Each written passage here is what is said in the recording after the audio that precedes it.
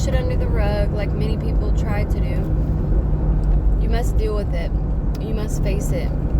And God will face it with you. You're never alone, so don't be afraid. But, just like the story of David and Goliath, he faced a giant and he used a slingshot, something he was familiar with, that what God told him to do, to hit the giant in the forehead, and boom, he fell. The bigger they are, the harder they fall. Just because someone may seem big or talk a big game or whatever does not mean that he's doesn't mean that he's unbeatable.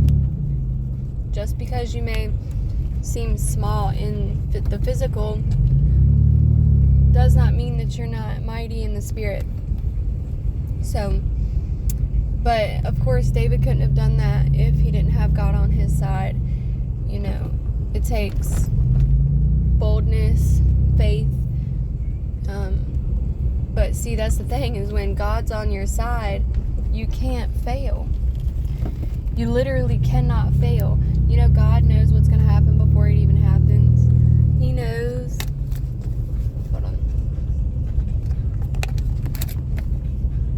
He knows the situation before it ever occurs. So God knows whatever scheme the enemy is conjuring up. God, He knows all. He's an all-knowing God. So therefore, you must put your faith and hope and trust in Him, knowing that if He says He has your back, He has your back, and fully trust Him and give Him the pen to write in your story. Give Him the